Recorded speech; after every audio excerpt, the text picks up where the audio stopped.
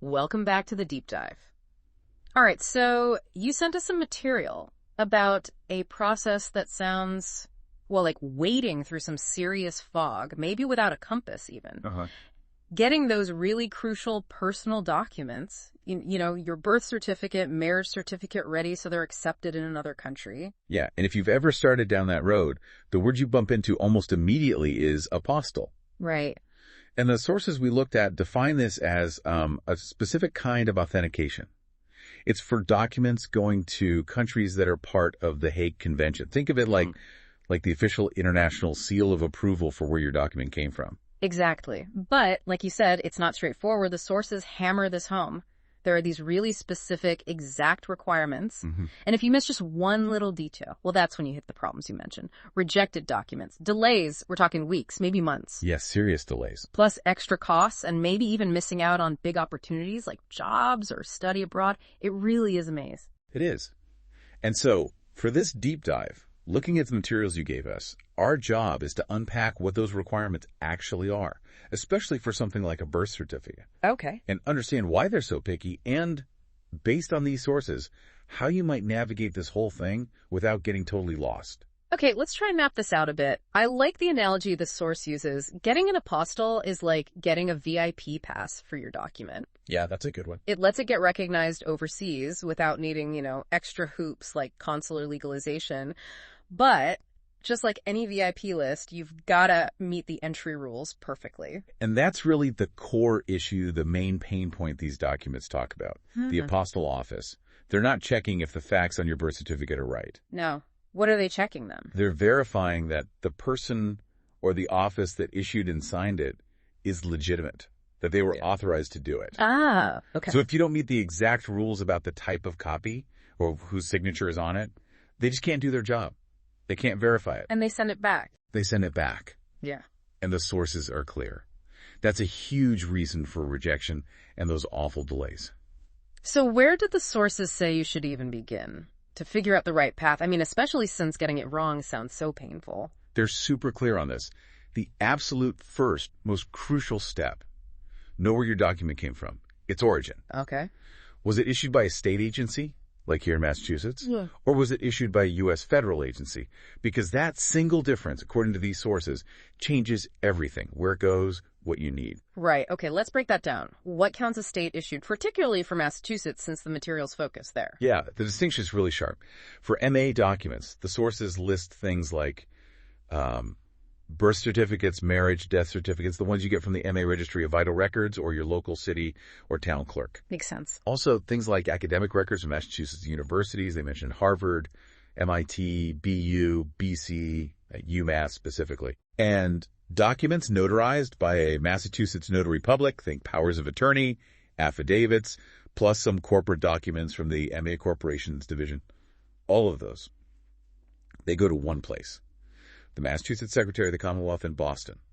That's who does the apostille. Got it.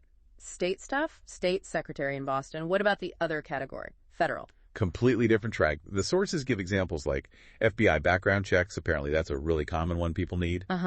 Or documents from federal courts, maybe the FDA, the U.S. Patent and Trademark Office, even some USCIS documents. These skip the state level entirely. So where do they go? Directly to the U.S. Department of State. Their Office of Authentications, which is in D.C., or Sterling, Virginia. Wow, okay. So you absolutely have to know which lane your document belongs in from the get-go, otherwise you're already off course. Totally crucial. The sources really stress this. Send to federal doc to Boston or an MA doc to D.C. Rejected. Immediately rejected. Because they just don't have the authority for that type of document. And the rules, the process, the fees, it's all different. Yeah. Okay, all right. Let's tackle the big question you asked us to look into. How do I get my birth certificate apostilled? And based on the source material, let's zoom in on Massachusetts birth certificate. Right. So for a Massachusetts birth certificate, needing that apostille from the MA Secretary of the Commonwealth, the sources get really specific about the actual piece of paper. Okay, what about it? It absolutely must be an official certified copy. That means it has to come straight from either the main Massachusetts Registry of Vital Records and Statistics or from the specific city or town clerk where the birth happened. And the source is emphatic, right? It can't be just any copy, like the cute one the hospital gave your parents. Exactly. That hospital certificate? Nope. A photocopy you made yourself. even of a certified one. Not acceptable for an apostille in Massachusetts, according to the source. You need that specific official certified copy issued by the registrar. Okay, step 1. Get the right type of document. What else is critical about that certified copy based on the source? The signature. It's hugely important.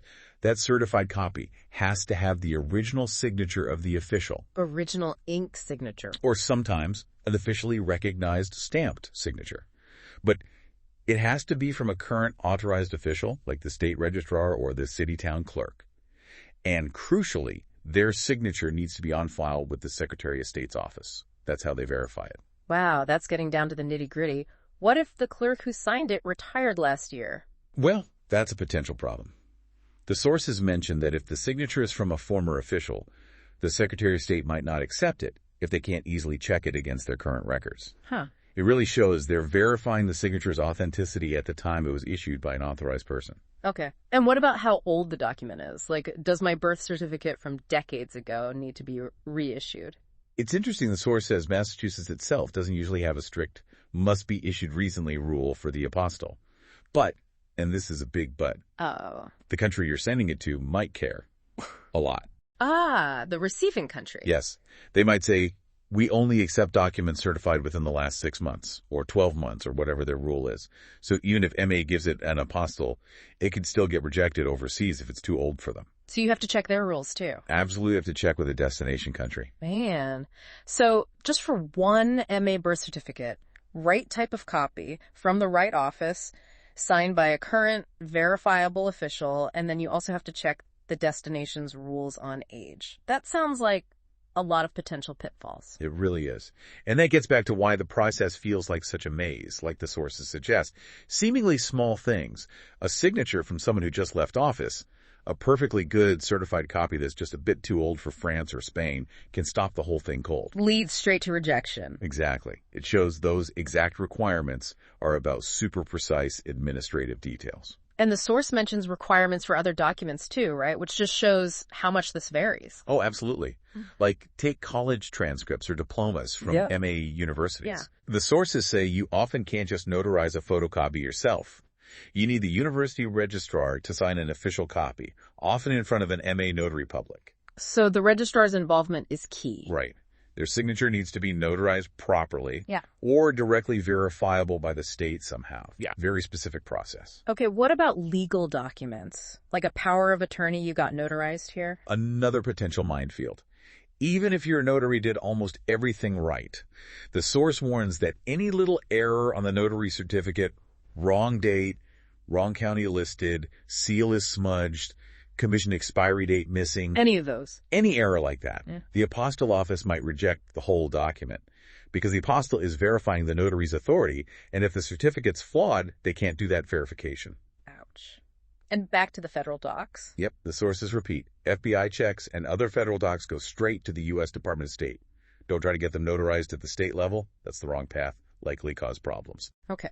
So, looking across all these examples in the sources, birth certificates, diplomas, notarized papers, FPI reports, what are the fundamental things the apostille offices, whether MA or federal, are always checking for? The core elements. The sources kind of boil it down to a few key things. They need originality, original signatures, proper certified copies from the right source. Okay. They need verifiable signatures, and seals, the official signature or the notary's commission, has to be something they can confirm. Makes sense. Completeness, you got to submit the whole document, not just page one.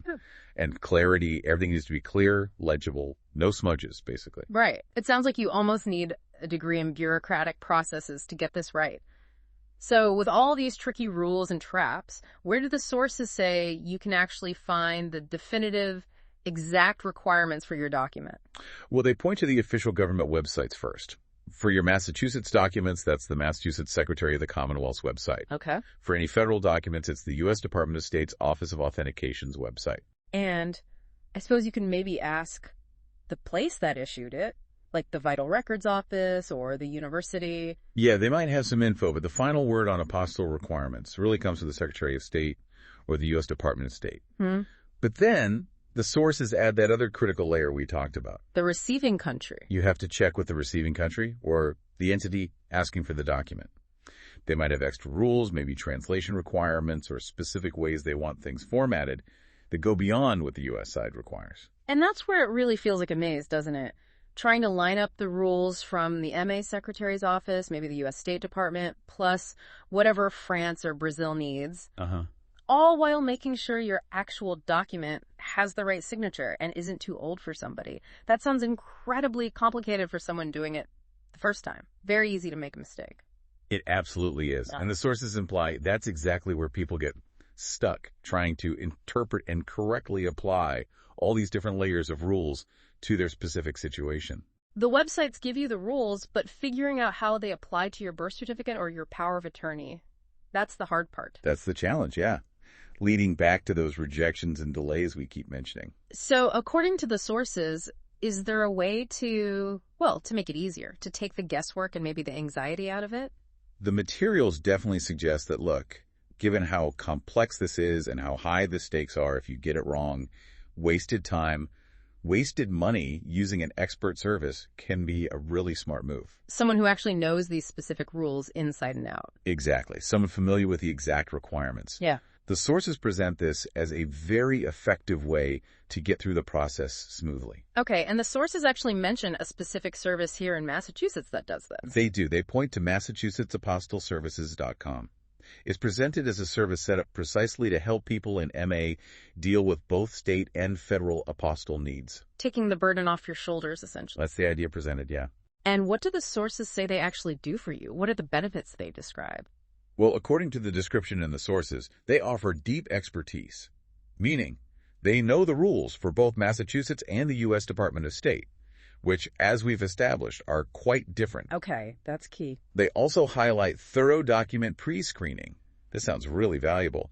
They check your documents before they get sent off. To catch those problems, like the wrong signature or a bad notary seal. Exactly. To catch those things that would cause an automatic rejection before it wastes weeks of your time. That's the goal they describe. And that pre-check alone sounds like it could save a massive headache. Potentially, yeah. Avoid getting stuck in that rejection loop. The sources also say they offer guidance on obtaining correct documents. So if you don't have the right certified copy of your birth certificate, they can apparently guide you on how to get the proper one from the registry or town clerk, or help figure out how to get that university registrar signature notarized correctly. And they offer convenient consultations. The source material also mentions they have a physical office location. I could see how that might make people feel more comfortable, especially handing over important documents. Yes, that's noted. The sources give the address, 1215 Main St., Unit 115, in Tewksbury, MA 01876. And they mention it serves areas like Metro Boston, Lowell, Worcester. Okay. So it seems logical that a service specializing just in this, in navigating MA and federal rules, checking documents first, they'd be pretty well set up to make sure everything meets those exact requirements. It's presented as the alternative to you having to become an expert yourself in, the signature verification protocols of the Secretary of State or the specific notary requirements for an affidavit. Right. Okay, so let's just quickly recap this deep dive into apostilles. Getting vital records like birth certificates ready for international use, especially for Massachusetts, means dealing with very specific state rules. You need that exact certified copy from the right place with a signature they can verify. And federal documents like FBI checks, totally separate system heading to D.C. Right. And getting any tiny detail wrong. The copy type, a notary error, maybe the document's age for the receiving country, leads to rejection, delays, extra costs. Big headaches. And while the official government websites have the rules, the sources suggest figuring out exactly how they apply to you and your specific document, plus any foreign requirements, is where it's really tricky. It's challenging, definitely prone to error if you're not familiar with it. Which is why, based on the materials we looked at, using an expert service like the one mentioned, MassachusettsApostilleServices.com, is presented as a solid option for folks in this area to take out the guesswork and make sure it's done right the first time. Seems designed to cut through that complexity we've been talking about. So if you're in Massachusetts and this sounds like something you need help with getting a birth certificate or any document apostilled, and you want that expert check to avoid rejection, the resource mentioned in the sources is MassachusettsApostilleServices.com. And they offer a free consultation, according to the source. The number listed is 978-424-4629. Or you could visit their office. Again, that's 1215 Main St., Unit 115, Tewksbury, MA 01876. Consulting them seems like, based on the description, a direct way to get your documents properly sorted for international use, without all the hassle. And just a final thought as we wrap up this deep dive. Think about it. Your birth certificate, probably issued by a local town clerk maybe decades ago, just a piece of paper, right? Yeah. But for it to be recognized across a border, it needs all these layers of very specific, verifiable authentication, that exact certified copy, that verifiable signature, that apostille seal from the Secretary of State. What does that tell us about how trust and identity are established in a world that's so connected, yet still operates on these very specific, sometimes fragmented administrative systems? It really underlines why those exact requirements we discussed are so incredibly critical when you're trying to navigate global processes.